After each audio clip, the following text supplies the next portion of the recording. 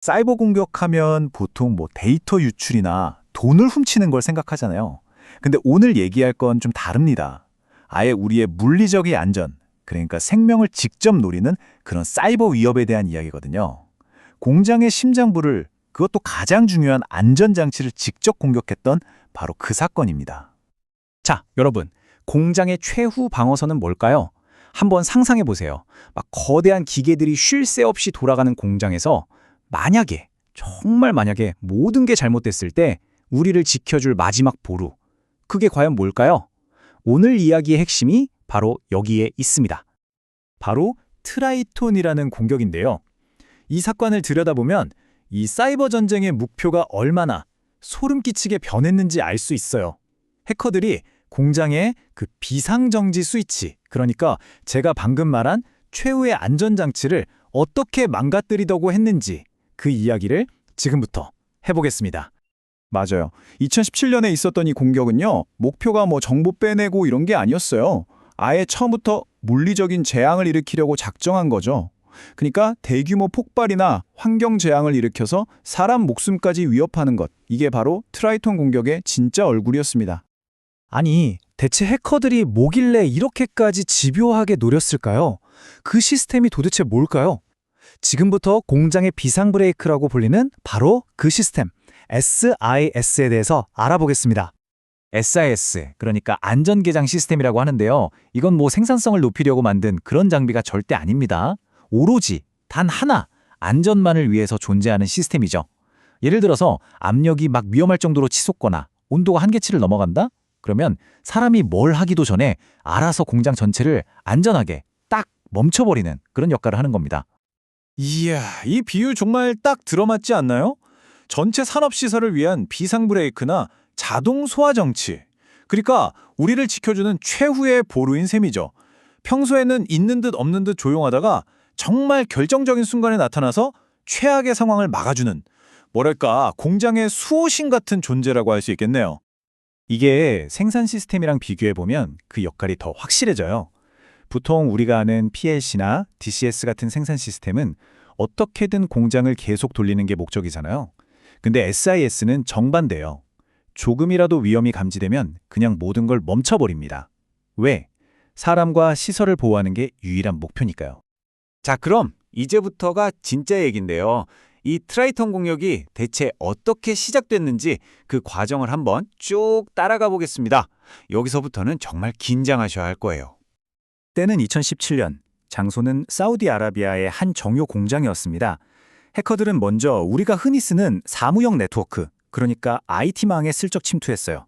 그리고는 거기서부터 생산 설비를 직접 제어하는 훨씬 더 폐쇄적인 OT망으로 넘어온 거죠.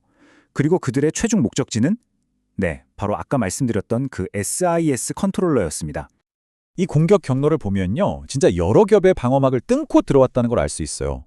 가장 바깥에 있는 레벨 4의 기업 네트워크에서 시작해서 방화벽을 넘고 레벨 2의 제어 시스템까지 장악을 한 겁니다. 그리고 마침내 가장 깊숙한 곳에 있는 레벨 1의 핵심 안전 장치까지 도달한 거죠. 이건 성벽을 하나하나 무너뜨리고 왕의 침실까지 들어온 거나 마찬가지예요. 그런데 여기서 정말 소름 돋는 사실이 밝혀집니다. 이 해커들의 목표는 단순히 공장을 멈추는 게 아니었어요. 그보다 훨씬 더 악랄했죠.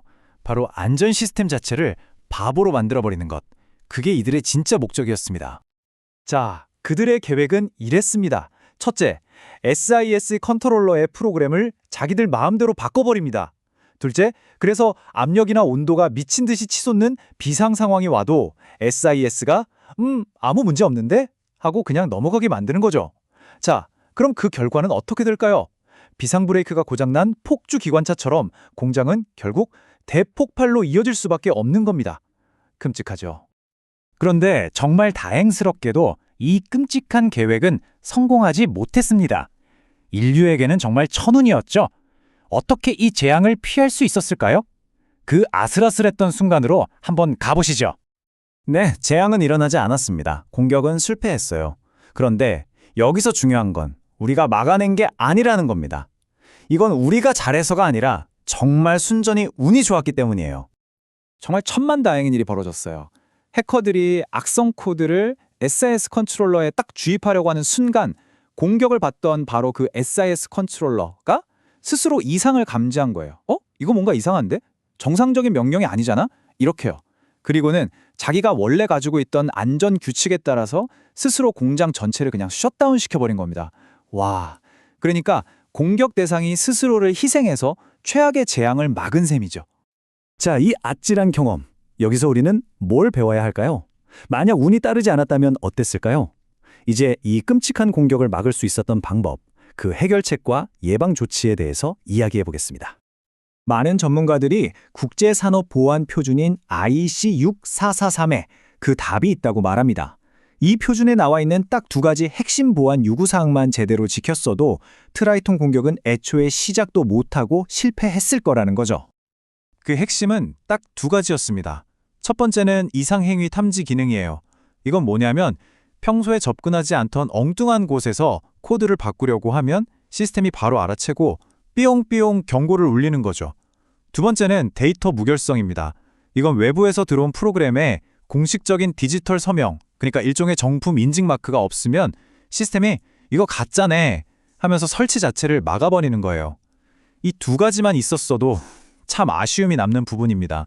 자, 이제 마지막으로 이 트라이톤 공격이 사이버 전쟁의 역사에서 어떤 의미를 가지는지 이걸 한번 짚어보면서 오늘 이야기를 마무리하려고 합니다.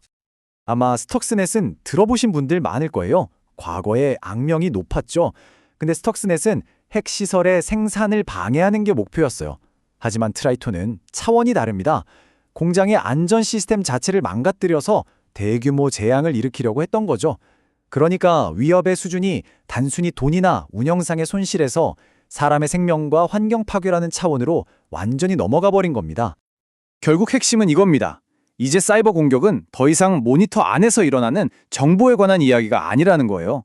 우리가 발 딛고 사는 바로 이 현실 세계의 안전을 직접 겨누고 있다는 거죠.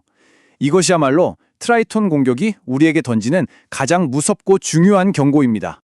과연 우리의 병원, 발전소, 공장, 이런 중요한 시설들을 지키고 있는 보이지 않는 디지털 방패는 제2, 제3의 트라이톤 공격에 맞설 준비가 되어 있을까요? 우리 모두가 한 번쯤 깊이 생각해 봐야 할 질문이 아닐까 싶습니다.